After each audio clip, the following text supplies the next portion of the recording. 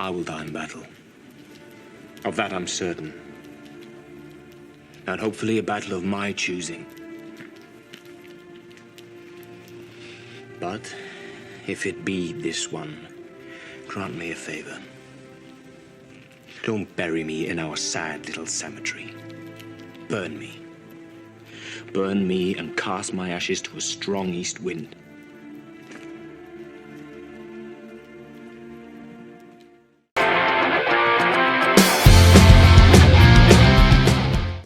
In today's video, I go over the 2004 historical epic, King Arthur. Let's get into it. In this review, I'm not going to trash the film for being historically inaccurate, especially since the movie is based on a litany of contradicting mythologies. Movies aren't good or bad because they differ one way or another from the source material. Whether it be a book or a play or a video game or a comic book, it doesn't matter. The movie is supposed to be a movie. It doesn't matter if they went in a different direction. It doesn't matter if details weren't included. People need to watch movies with an open mind, the same way that when you read a book, you weren't constantly thinking about what is and what isn't in the movie. No one reads a book and constantly criticizes it in their heads, comparing it needlessly to a movie over and over again. But if someone did that to a movie based on a book, it would be normal and expected. If the movie made you feel something, if you identified with the characters, enjoyed the writing, acting, costumes, and production quality, then guess what? You just watched a great movie. The source material had nothing to do with it. Whether it's a sequel, prequel, remake, or adaptation, it shouldn't matter. Let every movie shoot their shot. In my opinion, this is the best medieval times IP that has ever been made. It has grit, action, blood, and a lot of heart. First, I'm going to talk about how it came to be, then I'll talk about why it didn't work in theaters or with audiences, but why it's still secretly great. I should set up the plot of the movie before I go any further, without any spoilers, of course. In the beginning of the movie, they allude to a real King Arthur living at one point in time, long before many ancient myths about him were formed.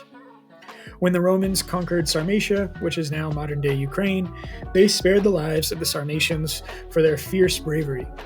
In payment, they must give their sons as military tribute for 15 years. If they survive, then they can return home.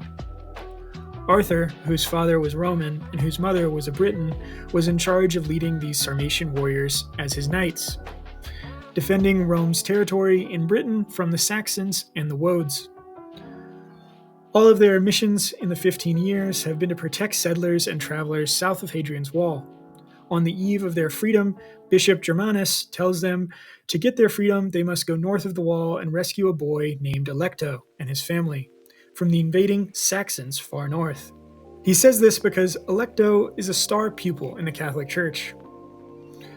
Now the knights must risk their lives on their most perilous journey yet to gain their freedom and, in Arthur's case, return to Rome. King Arthur was produced and released through Touchstone and Buena Vista Pictures, both of which are owned by Disney, which will become important later. Jerry Bruckheimer produced the film. He has been a producer for a laundry list of great movies and TV shows, but the only one I'm going to mention is G-Force. Antoine Fuqua directed this film. You might recognize him as the director of Shooter, Southpaw, and pretty much every Denzel Washington movie. David Franzoni wrote the screenplay. He also wrote the original draft for Gladiator, and the great Hans Zimmer did the music. Needless to say, a lot of great minds came together to make this movie. In terms of production, it was shot in Ireland, and a 1-kilometer replica of Hadrian's Wall was built, which took the crew 4.5 months to construct. At the time of being built, it was the largest set ever built in Ireland, though some sources say that the movie Michael Collins in 1996 had a bigger set. Before Clive Owens was chosen for the role for King Arthur, Russell Crowe, Hugh Jackman, and Daniel Craig were considered. Clive Owen was chosen because studios thought that Owen was the next James Bond. Man, he would have made a great James Bond. The horse that Bors rides is the same horse that Maximus rode in Gladiator. A big problem in production was that Fuqua and Bruckheimer signed on to do a gritty, bloody, R-rated retelling of the Arthurian legend. Partway through shooting, Disney executives demanded a PG-13 rating and wanted to show less blood. If you look at these historical epics that came out around that time, all of them are rated R. Because, sorry to break it to you, Disney, but history itself is R-rated, especially the further and further back you go. History was filled with blood and violence, slavery, rape, and torture, so I understand why Fuqua was dissatisfied with Disney's final product. Luckily, he still got to release the director's cut, which is 16 minutes longer. Despite their best effort, with a budget of $120 million, it grossed $203.5 million worldwide, making it a box office flop. For context, and those of you who may not know, generally you have to make triple what your production budget is for it to be successful, because so much money is spent on marketing. I think part of the reason it bombed in theaters was because of the PG-13 rating Disney demanded. It was also marketed as a very historically accurate retelling of Arthur and the Knights of the Round Table, which will naturally get fans upset, because in all reality, there is no accurate retelling of the story. The movie hinted at the idea that Arthur may have really lived. Whenever you make a movie based on a series of mismatching mythologies spanning hundreds of years, with different camps having different theories and opinions of what the true original legend is, you shouldn't market your movie by saying, "This is what really happened."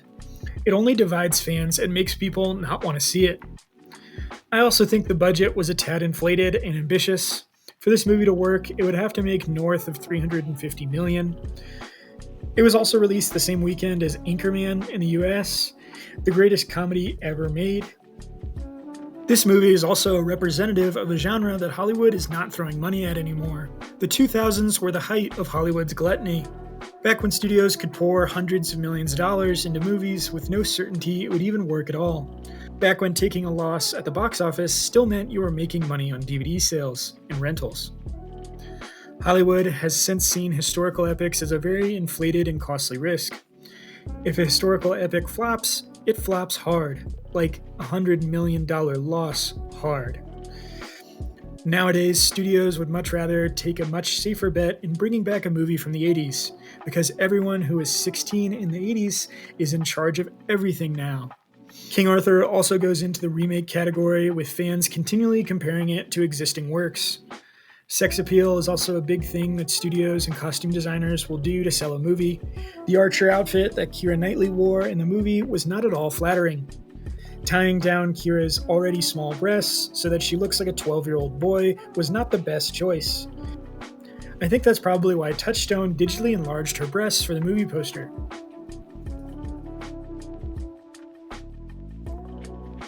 One of the reasons why I really love King Arthur is because they didn't incorporate any elements of fantasy, sorcery, or magic. The same way Troy didn't include that Achilles' mother was Athena. When you take out fantasy, it keeps the story at least somewhat grounded in reality. They didn't even include the myth of the sword and the stone. There was no illusion in this movie that there was some magical rock and some magical stone that whoever pulled it out is automatically fated to be king. Instead, they kept it grounded in the historical Battle of Badon Hill, which was the actual last battle in the movie, and it did really occur in real life. That's why when I watch King Arthur, I just view it as a historical fiction. Because Sarmatians really did fight for the Roman Empire, and the Anglo-Saxons did fight with the Romans over Britain against the Britons. I also like that this telling of King Arthur didn't include a love triangle between Arthur, Lancelot, and Guinevere. I'm not a big fan of love triangles because I usually end up feeling like none of them should be together. Many depictions of King Arthur don't include a Lancelot love triangle anyway. I think Clive Owen was a great choice. I love him as an actor. I call him the British Nicolas Cage because they look similar, they're both born in 1964, and they both play their roles with incredible conviction. I really love this version of King Arthur because Arthur, or as they call him in the movie, Artorius, is so patriotic for Rome. He believes in the ideals of freedom and free speech, that people can share their ideas in a free environment. There's many scenes. There's a scene where he's with the villagers north of the wall, and he tells them, "You are free from your first breath," because they were born in the Roman Empire. and he believed in a Rome that was fading away. He was loyal to the Republic, and there was very many times in the movie where they referenced him returning to Rome, but they also didn't really state whether he'd ever actually been to Rome, because his father came from Rome to Great Britain to defend the island for the Roman Empire, married a Briton, and then when he died, his son took his place years later. And there was kind of a sense that he was going to go to Rome for the first time as an adult and return to his homeland, his ancestral homeland. And it was just so well done in his love and his conviction for freedom and his sense of right and wrong, his sense of that people shouldn't just be needlessly and harshly punished. People shouldn't be under tyrannical rule.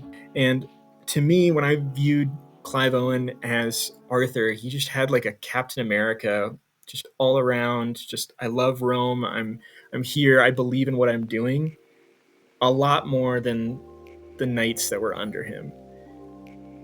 And he had to kind of put on a brave face even when he was ordered to do something that he really, really didn't want to do. And it made him 10 times more likable as a character. How he had to just soldier on despite what he was doing to his men, and he didn't want to. I believe King Arthur to be his best role, but I also loved him in Children of Men, The International, and Derailed. Derailed specifically is a hidden gem. I might do a review of that one as well. Keira Knightley was also great as Guinevere, proving that she can play the love interest in any era in history. The dazzling score by Hans Zimmer kept me emotionally engaged in the film. The world felt very big in this movie. The high snowy mountains and the rolling hills of grassland was a great aesthetic. This film made me feel a great sense of camaraderie and brotherhood. Each knight had its own personality and way of dealing with the death and destruction they witnessed. When it comes to drama, the mood, emotion, and tonality are the most important things for the director to showcase to the audience. Kind of like the dramatic buildup of the final showdown in a Western movie, or the final shootout, the final fight, or the final boxing match in a boxing movie. The audience should feel like everything is building to this great moment, and King Arthur had a few of those moments in this movie. The story should elicit emotion, and I can empathize with their position in that when I was in the military, I really hated being in, and I just wanted to get out. And I knew a lot of other people who also hated their lives and really wanted to be free. For some people, their only solace was that one day it would end. Meanwhile, these knights didn't even choose to fight, they were conscripted as young men. The emotions I felt as they were fighting, of how I really drew close and wanted them to win and survive, tell me that this was a very good film. It's another top 100 film for me. It is very well done, and if you watch the film without constantly comparing it to other King Arthur stories, books, plays, shows, and other movies, then you'll have a much better time watching it. Let me know what you thought of King Arthur in the comments. If you enjoyed this video, please like and subscribe, and thanks for watching.